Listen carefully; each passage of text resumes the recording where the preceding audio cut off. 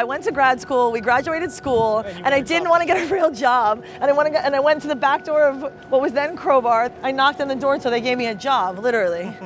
You talk about like bouncing from one club to another, or one thing turning into something else. Like this one address has been 6 places. I definitely felt like New York was over one specific day. They had set up these big Klieg lights and the lights were on during the daytime and I felt like I was going to jail. There was a cops on horseback when we came on the work and they patted me down as I left my office. And I was just like, what are you doing? The whole life that was like roll from one party to another, to across the street, to down the block, it just went out the window. Like it became a completely different experience for me. Yeah. I love living in the city and I grew up here, but it's really crowded all the time. Just like you don't want to drive during rush hour, I don't want to deal with New York City during a lot of those same hours. My rent was $700 a month in Manhattan, and it had a bathtub in one room and a toilet in the other. Yeah, you had the split bathroom. I do miss a party being open past 4 in the morning. Like when we threw those events here, we were throwing we were throwing regular hours, we were throwing after hours. The city that never sleeps died. And I miss that a little bit. Yeah. Like that's in Manhattan, certainly. Right, and that's why we're in Brooklyn now. Everybody we were realizing was coming from Brooklyn to meatpacking in the L train. We were dragging people from Brooklyn to the city. And eventually we decided instead of dragging people to the party, we would just take the party to the people. We throw like a big outdoor festival, but we like all different kinds of parties. So if you want to go out dancing, you should definitely find it. And I'm the kind of person who talks to people on the street and gives out my business card and invites people. It's like an 800-person party every week or almost every week, and then like we do a 3,000-person party a couple times a year. We invite them very personally, and we invite them over and over again to something we think that they like specifically. When we moved to Brooklyn, we really wanted to pull in this underground, more industrial feeling, and so we became a specifically different thing, and it's been going that way for a long time.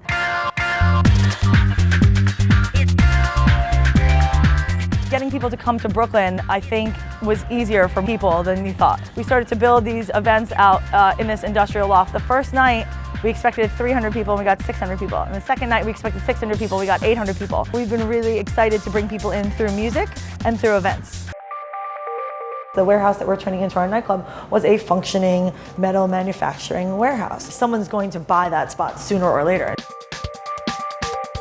Okay, so everything got chilled, so she's obviously feeling content about that. The caterer doesn't arrive for a while. They're super professional. They'll load in, they'll bang it out quickly. It seems crazy that amidst with these amazing new apartments and all these rock bars and little clubs, and there's a giant oil refinery and a small warehouse for gas for the city and an old abandoned, obviously Domino's sugar factory. The neighborhood unfortunately needs to like find its good place or it's gonna leave everyone behind, like so many neighborhoods in Manhattan.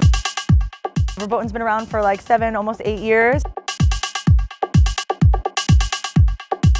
On the day-to-day, there's a marketing team that'll bring a couple hundred people tonight, a couple hundred people tomorrow, and a couple hundred people the next. Every week we're either doing 2,000 people at once or 500 people 3 or 4 times. People for a long time love or hate New York, and we always try to make them point out that they're coming to Brooklyn to see us. And on all those payments that she had to make, is there anything we're stuck on? We sold a lot of merch last time. Are we prepared? Is it restocked? Can you write an email to everyone who works the door that we're gonna be using the phones for sure, that I need everyone to bring their phone charge, bring a phone charger. I love my life. I have a 10-block walk from my home to my office. I get to see half the world. Everyone's coming to me, and I feel like every day more and more people are coming to me. Brooklyn has been like a great change for all of us. More space, less expensive, but more than anything, I feel like it's the attitude of the people who live here. Everyone's got a passion project. Everyone wakes up and works for themselves in a little bit of a way. There's a level of artist and life that's here that I just really remember in the way back day of Manhattan. I remember people being like, you can never come out to Brooklyn, and it felt so far away, and now this feels really far away. Although I enjoy and respect all that Manhattan brings to us here in Brooklyn, I'm really happy to be a visitor there and have my home here.